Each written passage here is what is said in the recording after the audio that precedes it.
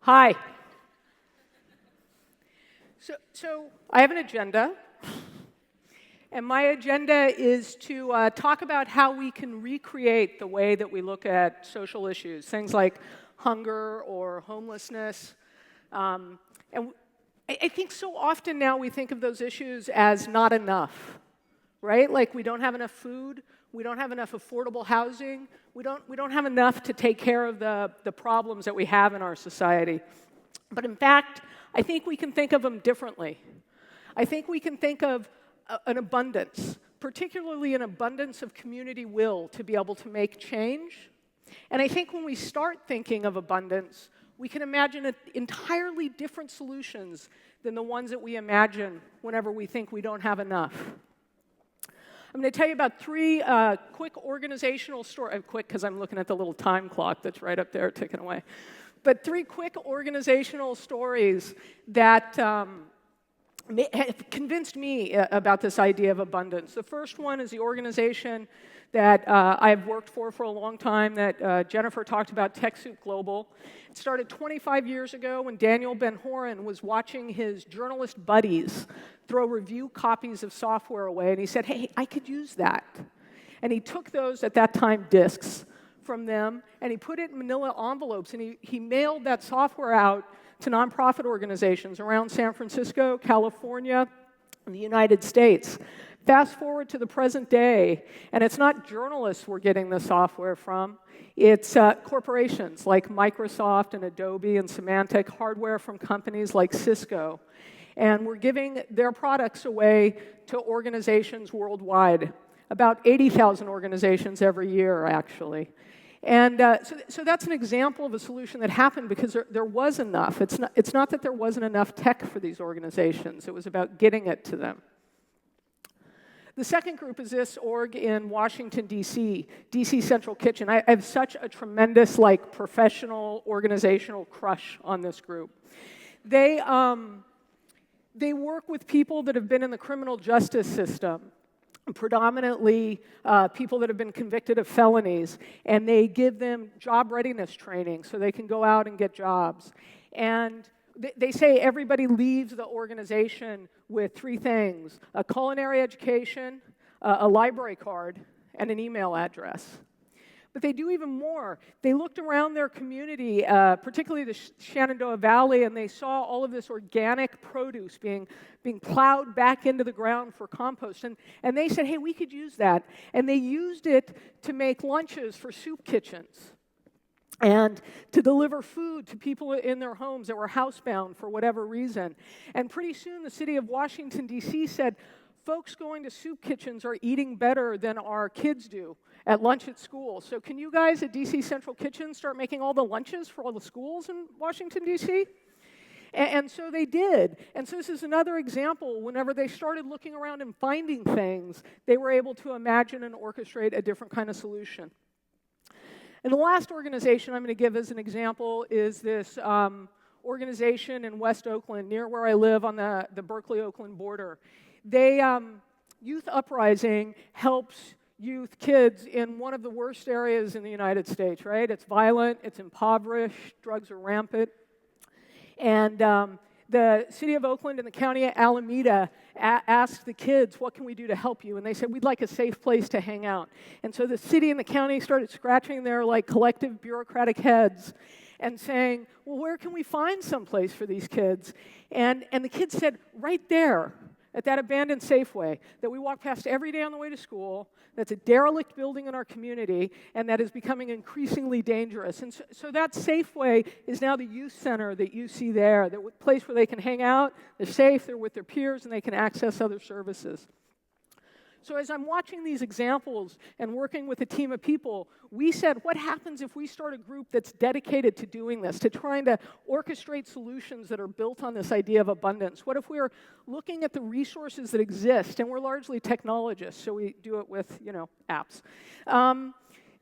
Look at the resources that exist, and we start orchestrating this idea that there is enough. We just have to figure out how to organize it and get it to people.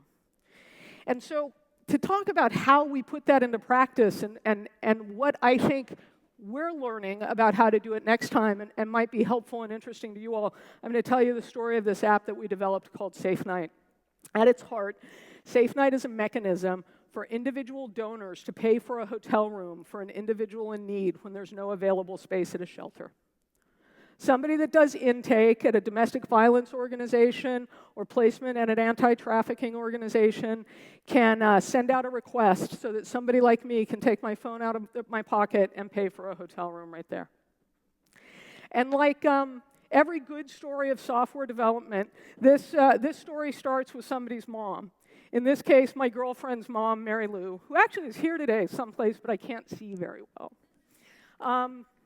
So come on, give it up for Mary Lou. Yesterday was her birthday. There you go. So Mary Lou lives in Portland, Oregon, and she's a wonderful example of the kind of abundance that we want to tap into. Somebody that's generous with their monetary donations, with their donations of time, but mostly she's generous with her interest and her attention. And so she went to this community gathering in Portland to learn about human trafficking and what the issue was. And for those of you that don't know, human trafficking is a situation where an individual is forced to work at a job they don't want, they don't get to keep the money, and they probably don't have documents, things like passports, birth certificates, driver's license, that let them move safely around. Sometimes we think of human trafficking as something that happens in other countries or is only about sex. Not true. It happens here. Sex, working at farm, hotels, all kinds of places. Anyway, Mary Lou goes and she hears a story about what it's like for somebody to get inducted into this world. And this is the story the speaker at the event in Portland told. This girl is at home. She's pissed off. She's sick of being hit on by her mom's boyfriend. She's had it. She goes around the house. She collects the money that she can find. She puts it in her wallet. She puts some clothes in a bag. It's late. She knows she doesn't know where she's going to go, but she knows she can't stay where she is any longer. And she walks out the door and goes to a bus stop, and she's trying to figure out where to go next. A car pulls up in front of her. The passenger window goes down. The driver leans over and says, "There's no place good for you to go. The youth shelter here is full. It's going to be cold and rainy tonight. And so why don't you get in and I'll help you out." And that's how it starts. So Mary Lou is totally struck by the story, right? And she comes down to visit, and she tells my girlfriend and me about it. And what she says when she's done talking about it is, if I could, I'd pay for a hotel room for that girl. And I went back and I told this story to the folks that I worked with, and we started thinking, that's possible. Like, I can pay for hotel rooms for other people using, kayak and a million other things. Why can't we figure out a way to make this work? And so we started talking about it. We started talking about it to funders. We started talking about it to people that worked in the field. We started talking about it at presentations like this one. And the more we talked about it, the more we got engaged feedback until finally a few people, specifically Microsoft, Vodafone America's Foundation, and Blue Shield of California Foundation said, I think maybe a little bit, they said, if we give you money, will you stop talking about it and do it? And we said yes, right? So at that point, we invited in the real experts. And because of the relationships that we had with organizations in the state of California, we found ourselves working with domestic violence organizations, right? These are people for whom the ringing phone is always urgent, and it should be. And so we started talking about them about how can we help you? How can we help you answer the phone and not let technology get in your way, but actually get you what you needed?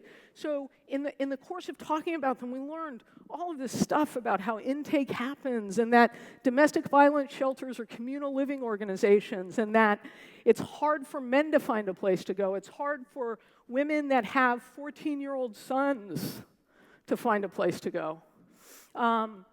It's hard for so many people to find a place to go. And over the course of talking to them, we changed our minds a lot. At first we thought, we should start, because we were like little tech geeks, right? We should start with a database that tells us where all the shelter beds are, because we want to make sure we use the shelter beds first. And the organization said, you know what? I can tell the shelter beds in my county by turning around and counting.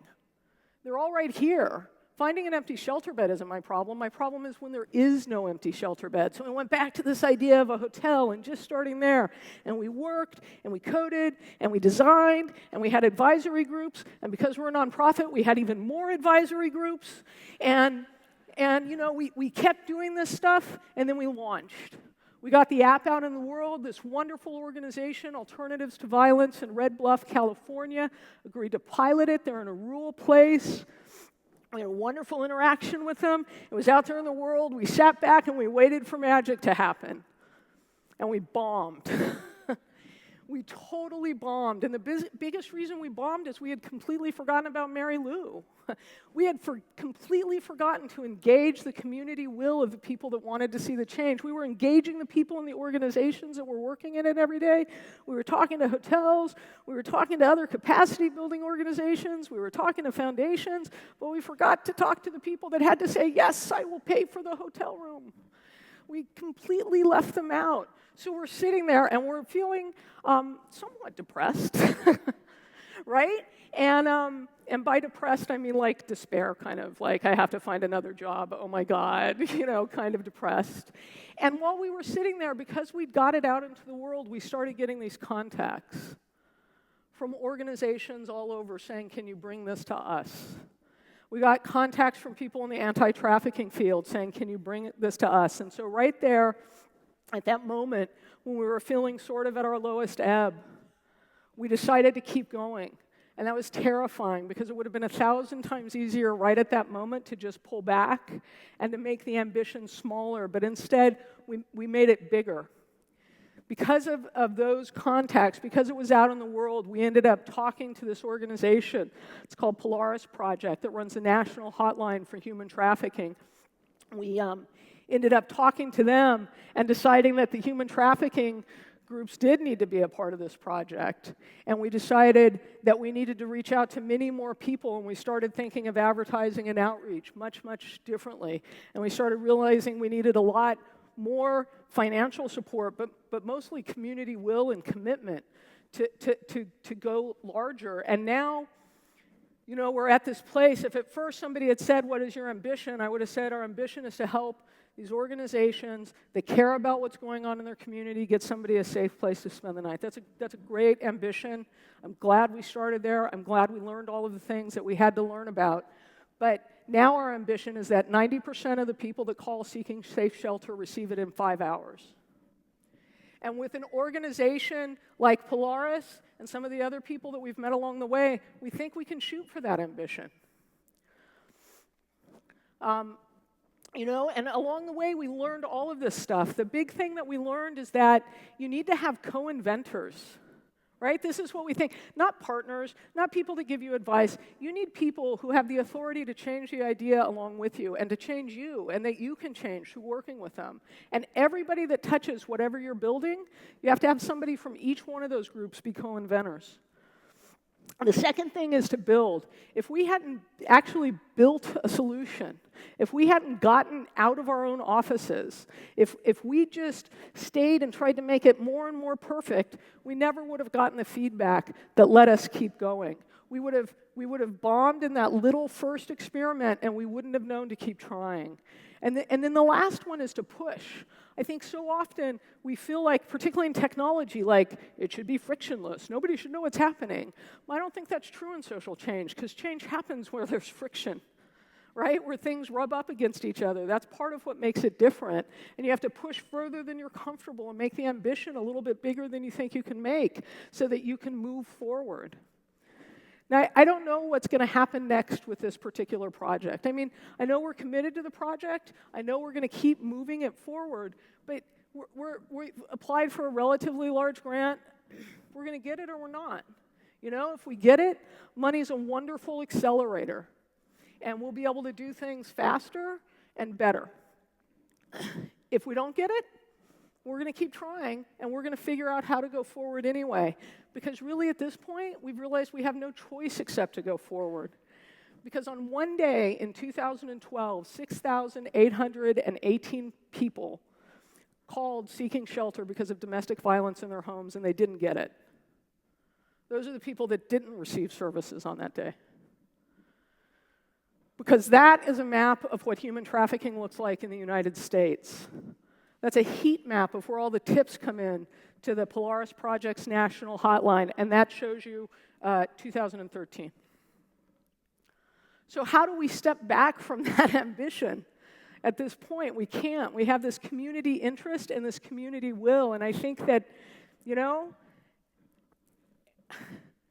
I keep thinking that the biggest reason, like I had this story in the beginning about the organizations where I saw abundance working and all that stuff, but you know the honest-to-God reason that I believe this, and I hope that you will, is because it's a better life if we believe it. Like, I'm happier every day going to work if we believe it, because otherwise I have to look at numbers like this, and I have to look at a map like this and think the best I can do is keep it going.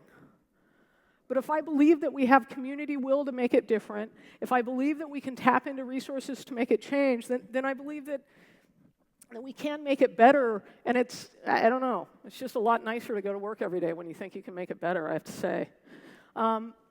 So, you know, what I hope is that you turn around and look at your own communities and think about the issues and the problems that are being faced there and what you can do to make a change. And I would suggest that maybe you invite one more person to a meeting than you think you should, and that you claim a bigger goal than you think that you can, but mostly that you try stuff so that you get an opportunity to see how many other people want to make things different with you.